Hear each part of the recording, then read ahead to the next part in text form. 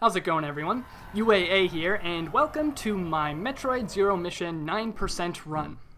The name is perfectly self-explanatory. In this run, I will only be collecting 9% of the total items in the game.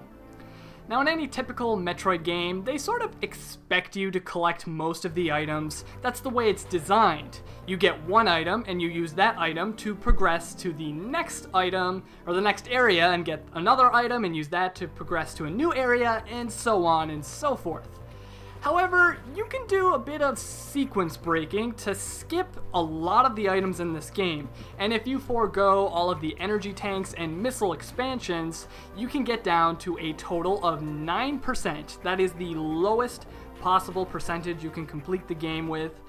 If you are playing on hard mode, the lowest possible percentage you can get is 10% because you need to get one extra missile expansion or the screw attack. So I decided to play on normal mode to get the lowest percentage possible. Now in this run, I will only be getting the missiles, the ice beam, the plasma beam, the morph ball bombs, space jump, Varia Suit, gravity suit, and the power grip. I don't think I collect any other items in the game. Those are the only items that are completely mandatory. Technically, the Varia Suit isn't required, but the game will give it to you later on in the run if you don't collect it, and that will count towards your percentage, so you might as well get it as early as you possibly can. In this run, I am skipping the super missiles, the power bomb, the long beam, the wave beam, the charge beam, the speed booster, the high jump boots, the jump ball, and the screw attack. All of those items are completely optional, and I am also skipping every available missile expansion and every single energy tank, which totals up to 9%.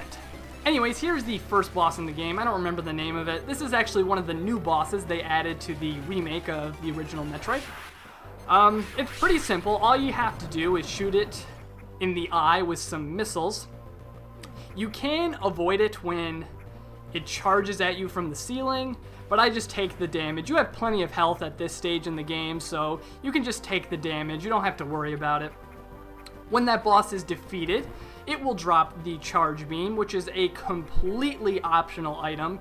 Even during a normal run without any sequence breaking, you do not need the charge beam for anything. There's no reason to get it other than being more powerful. It's a completely optional item. You don't actually have to kill that boss either. If you just let it attack you for a few cycles, it will eventually run away, and you can encounter it in a few different areas in Brinstar. You might as well kill it now because you don't want to run into it later. It just wastes time. It doesn't take that long to kill it anyway, so you might as well just kill it. You have enough missiles to do it. Just kill it. One of the bigger pains of this run is not having the long beam. The long beam significantly increases the range of your shots. Without it, your power shots pretty much just disappear after a good 15 feet, and that really becomes a nuisance with some of the bosses, some of the later areas in the game, and I really just wish I had it, and it's just such a pain going through this game without the long beam, but technically it is an optional item, so you can skip it, and you do have to skip it for this run. A little bit earlier, you saw that I passed an energy tank, and actually avoiding that energy tank is harder than it looks.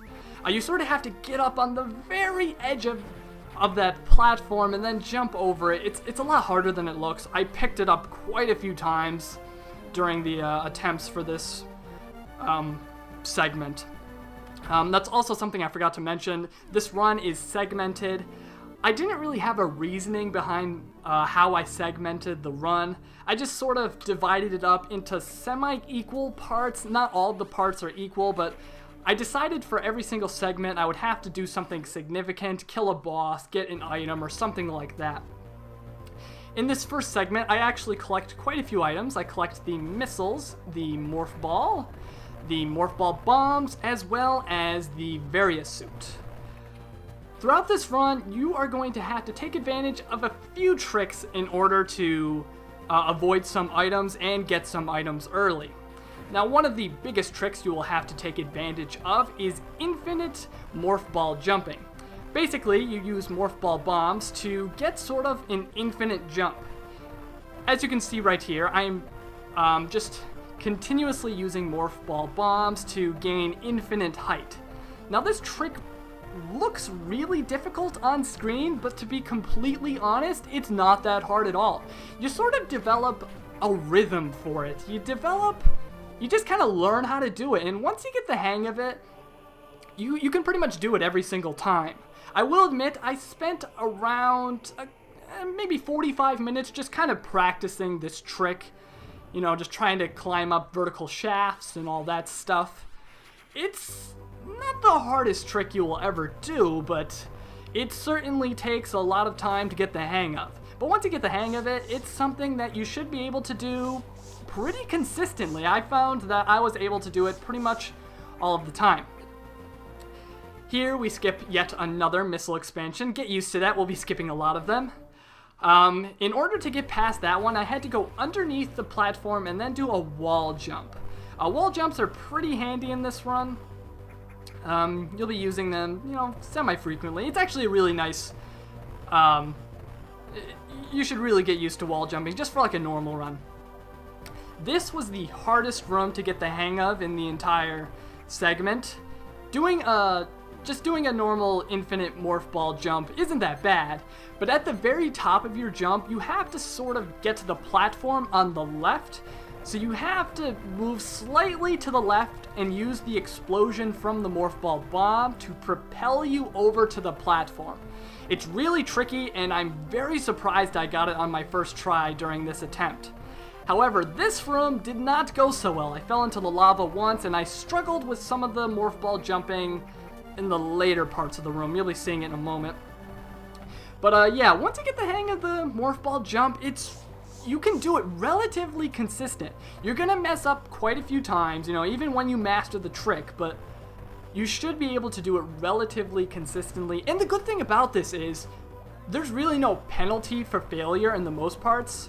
For the most part, all you have to do is just climb back up to wherever you were, or in some cases you just have to try again. There's really no penalty for failure, it's rather forgiving, this first segment. The enemies are, you know, they're pretty weak. They're early game enemies, so you don't have to worry about them or anything like that. And all of the tricks are very forgiving. If you mess up, you can always try again. It's no big deal. So the first segment, it isn't that hard, but you are going to need to prepare for it. You're going to have to learn how to do the infinite Morph Ball jump.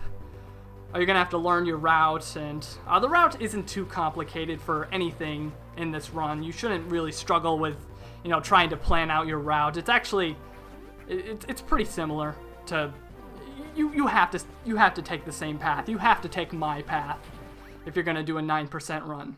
A 10% run, you have a little bit of flexibility. You can collect, for your final item, you can either collect the super missiles, an extra missile expansion, or the screw attack. You have some flexibility, but in a normal 9% run, you really don't. You have to take pretty much the exact path I do.